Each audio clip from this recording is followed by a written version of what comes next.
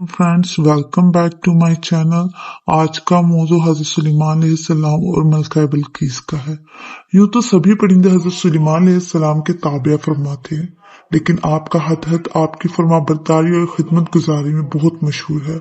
और इसी हदहद ने आपको मलका बिल्कीस के बारे में खबर दी थी कि एक वो बहुत बड़े तख्त पर बैठकर सल्तनत करती हैं और बादशाहों के शायान शान जो भी सरो सामान होता है वो सभी कुछ उसी के पास है, मगर वो इस कौम के सितारों के पुजारी हैं।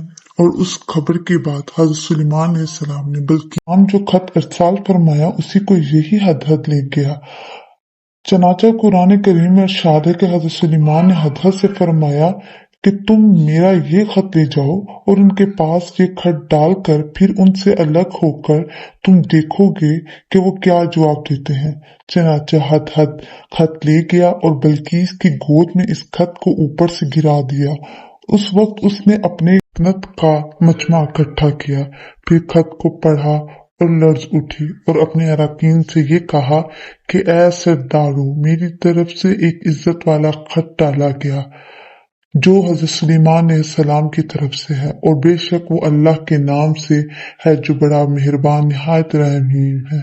खत का मौजू ये है कि तुम मुझे चाहो और तुम मुसलमान होकर हुजूर हाजिर हो जाओ।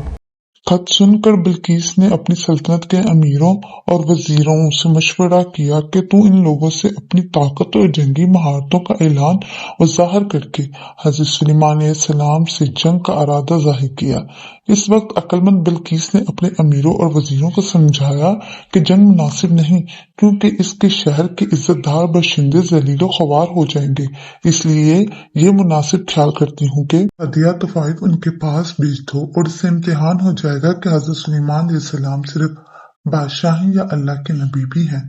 वाकई नबी हुए तो ये मेरा हदिया कबूल नहीं करेंगे, बल्कि हम लोगों को अपने दीन की तरफ हुक्म आने का देंगे, और अगर वो सिर्फ बादशाह होंगे तो मेरा ये हदिया कबूल करके नरम हो जाएंगे।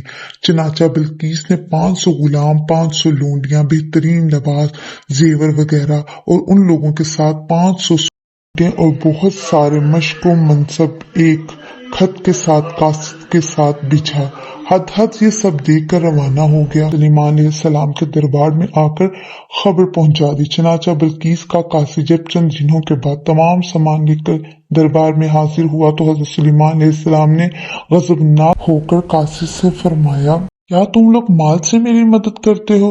तो अल्लाह ने मुझे जो दिया है वो इससे बढ़कर है और बेहतर है। जो तुम्हें दिया है तुम वापस जाओ और हम उन पर वो लश्कर लाएंगे जिसकी इन्हें ताकत ना होगी, और हम उनको उनके शहर से जलील करके निकाल देंगे और वो पस्त हो जाएंगे।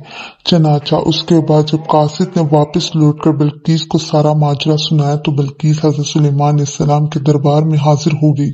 सुलेमान अलैहिस्सलाम ने बिल्कीस के तमाम तवाइफ को ठुकरा दिया और हुक्म भेजा कि वो मुसलमान होकर मेरे दरबार में हाजिर हो जाए। तो आपके दिल में ये ख्वाहिश पैदा हुई कि बिल्कीस के यहाँ आने से पहले ही इसका लंबा और 40 गज छोटा था और सोने, चांदी वगैरह तरह तरह के जवाहरात और मोतियों से रास्ता था। मेरे दरबार में आ जाए। चनाचा आपने अपने दरबार में दरबारियों से ये फरमाया कि ऐ दरबारियों, तुम में कौन है कि बिल्कीस का तख्त लेकर आ सकता है?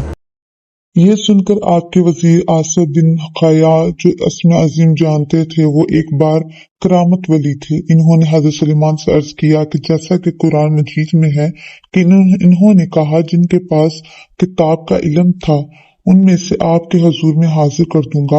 आपकी आंख झपकने से पहले ही चनाचा हज़रत आसिफ बिन खया ने रूहानी ताकत से बिल्कीस के तख्त को मलका सबा से बैतुल मुकद्दस तक हज़रत सुलेमान अलैहिस्सलाम के महल में पहुंचा दिया। वो तख्त जमीन के नीचे नीचे चलकर लम्हा भर में एकदम हज़रत सुलेमान अलैहिस्सलाम की कुर्सी के करीब नमूदार हो गया। तख्त को देखकर हज़रत सुलेमान अलैहिस्सलाम ने कहा, या मेरे अल्लाह, रफ का फजल है ताकि वो मुझे आजमाए। मैं शुक्र करता हूँ या नाशुक्री करे, वो अपने ही भले के लिए शुक्र करता है, और जो नाशुक्री करे तो मेरा रब बेशक बड़ी खूबियों वाला है।